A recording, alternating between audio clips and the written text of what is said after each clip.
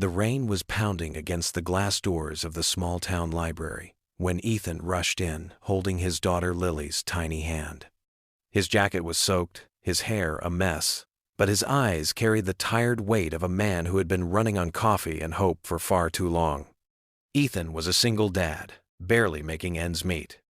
He worked double shifts at the diner, picked up handyman jobs on weekends, and still found time to bring Lily to the library every Thursday night, their sacred ritual. It wasn't much, but for her, it was magic. That night, however, the magic felt dim. At the far end of the library's reading hall, a tall man in an immaculate suit was pacing back and forth, speaking sharply into his phone in Arabic. His deep voice carried frustration, and his hands moved with the impatience of someone who wasn't used to waiting. The librarian whispered to Ethan, "That's Mr. Al-Rami. He's, well, a very important man, supposed to fund the new children's wing, but something's wrong. He's about to leave." Ethan glanced over. He didn't know much about billionaires, but he could tell from the man's expression that whatever chance the town had was slipping away. Lily tugged on Ethan's sleeve. "Daddy, why does he look so sad?" "He's not sad, sweetheart," Ethan replied softly. "He's just busy." But Lily's curious eyes didn't leave the stranger. Suddenly, she let go of Ethan's hand and walked toward the man. Ethan's heart sank. "You don't just walk up to a billionaire." "Lily," he started, but it was too late. The man turned, startled by the small voice that spoke to him in perfect melodic Arabic. "Assalamu alaikum, Ami. Hal anta bihaja ila musa'ada?" "Peace be upon you, sir. Do you need help?" Mr. Al-Rami froze. His phone slipped from his hand, landing silently on the plush carpet. His dark eyes softened, as if he'd just heard something he hadn't expected in years. Where did you learn that?" he asked, switching to English. Lily beamed. "From my mommy. She used to teach me every night before bed. She said Arabic is the language of her heart." Ethan swallowed hard. He hadn't spoken about Lily's mother much. She had passed away 3 years ago. She was Egyptian, and though Ethan had promised to keep her culture alive for Lily, he'd always feared he wasn't doing enough.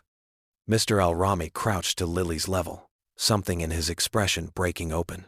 "My daughter, she was your age," he whispered, "when I last heard those exact words from her." Ethan watched, confused but deeply moved, as the billionaire asked Lily to repeat a few more phrases. Her sweet voice filled the room like sunlight breaking through rain clouds. The anger and tension that had gripped Mr. Al-Rami seemed to dissolve. He stood, took a deep breath, and walked back to the table where the librarian had left the contract papers. Without hesitation, he signed them. When he turned back to Ethan, his voice was steady but warm. "I came here ready to walk away. I thought people had forgotten kindness, forgotten connection. But your daughter reminded me some things are still pure." Ethan smiled, still unsure what had just happened. "Thank you, sir. I don't know what she said exactly, but I'm glad she could help." Mr. Al-Rami placed a hand on Ethan's shoulder. "She didn't just help, she changed my mind." Then he bent down to Lily. "And you, little one, you reminded me of home." As the billionaire's car pulled away into the rainy night, Ethan knelt beside his daughter. "Do you know what you did tonight, Lily?" She shrugged, smiling. "I just talked to him, Daddy." And somehow, in her simple, childlike way, she had done what no million-dollar negotiation could. She had reached someone's heart. That night, Ethan realized that kindness often speaks in languages deeper than words.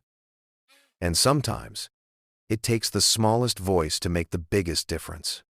The following week, Ethan returned to the library with Lily, expecting their usual quiet evening. But as they walked in, they were met with the sight of construction workers measuring walls, stacks of brightly colored books in boxes, and new furniture still wrapped in plastic. The children's wing, the one the town thought was lost, was already being built. The librarian rushed over, her eyes wide with excitement. "Ethan, you won't believe this. Mr. Al-Rami didn't just sign the funding papers. He doubled his donation. Said it was for a little girl with a big heart. Ethan turned to Lily, who was busy staring at a giant reading tree that had just been installed in the corner. "Looks like you've made quite an impact, kiddo," he said, ruffling her hair. But the surprises didn't stop there. That night, Ethan got an email. It was from Mr. Al, Rami's personal assistant, inviting him and Lily to dinner at one of the city's finest restaurants. Ethan almost laughed at the idea. His best shirt still had a coffee stain from last month, but the message was clear. "Mr. Al-Rami wishes to thank you personally." The dinner was nothing Ethan had ever experienced. White-gloved waiters, chandeliers like frozen waterfalls, and dishes with names he couldn't pronounce. But what struck him most wasn't the luxury, it was how Mr. Al-Rami treated Lily. He listened to every word she said, laughed at her silly jokes, and even taught her a few new Arabic phrases. Halfway through the evening, Mr. Al-Rami leaned toward Ethan. "You're doing a remarkable job," he said quietly. "Raising her, keeping her mother's spirit alive in her. That is worth more than all the money I have." Ethan didn't know what to say. Compliments weren't something he was used to, especially from a man like this. Before they left, Mr. Al-Rami handed Lily a small wrapped box. Inside was a delicate gold bracelet, engraved with Arabic script.